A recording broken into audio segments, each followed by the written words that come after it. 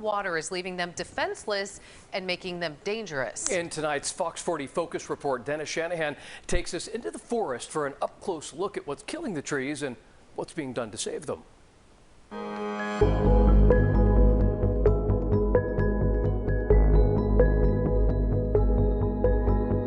The rusty tint in these trees is not normal. These are not fall colors, and the trees were not touched by wildfire. These are evergreens, but they're dying, looking like Christmas trees left up on Valentine's Day.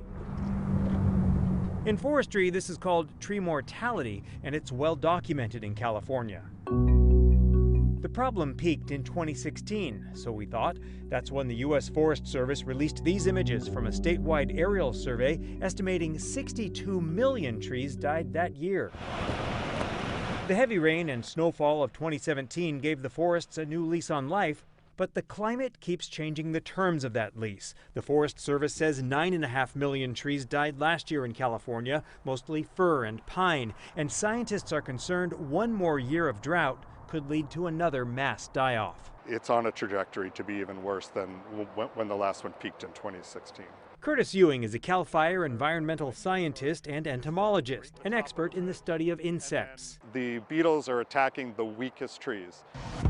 He explains a healthy tree produces sap, or a thicker compound called pitch, that pushes pests out. But trees weakened by years of drought are left defenseless against invasive beetles that bore into them like drills. They have a very low water pressure inside them. Their roots are compromised. Everything is compromised, so they just cannot fight them off. Bark beetles and similar insects thrive and reproduce inside California trees that are pining for water. They take over and kill the trees. In a normal year, there'd be lots of rain over the winter. It would be cooler. They would stop developing. They wouldn't be able to make any new attacks. They wouldn't be hatching new adults. But 2021, 2022, the winter was very unusual. They just kept developing, they kept emerging, and they kept attacking all the way through. It didn't rain from January to March, so that to them was just an extended fall. We asked Ewing if there's anything that can be done. You need to thin the trees.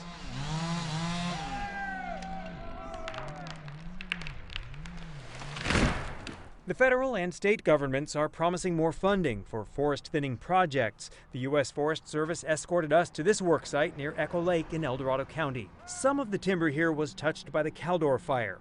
Even though other areas of this forest didn't burn, they're still in trouble, with or without bark beetles. What you have in an unhealthy forest like this is too many trees too close together competing for limited amounts of water in a time of drought. And the needles are dying, and then that's just going to continue to spread. Rita Mustadia is a silviculturist. And the more branches the tree loses, the harder it is for it to survive. A forest manager in the Lake Tahoe Basin. You know, a lot of people are calling because they're concerned about how much mortality they're seeing in our forests. As if bark beetles and competition for water weren't enough, many of Tahoe's pine trees are receiving a kiss of death from mistletoe. This parasitic plant basically will take the water and nutrients that the tree is bringing in for itself, and it will basically take it from it in order for it to survive. Dead trees pose dangers to homes and hikers when the limbs fall off and the rotting trees topple.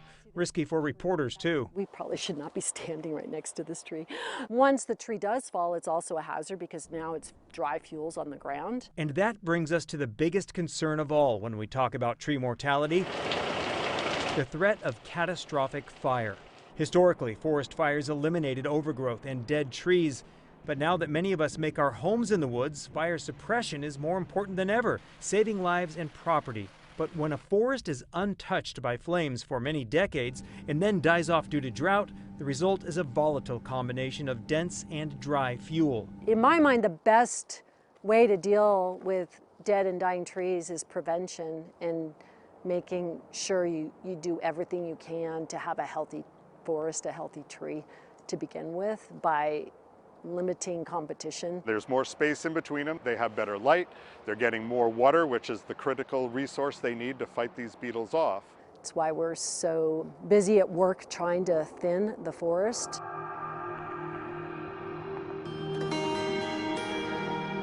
I do have hope that we get enough moisture and precipitation in the future that we can do some planting in areas that make sense and at least get a new generation of trees growing.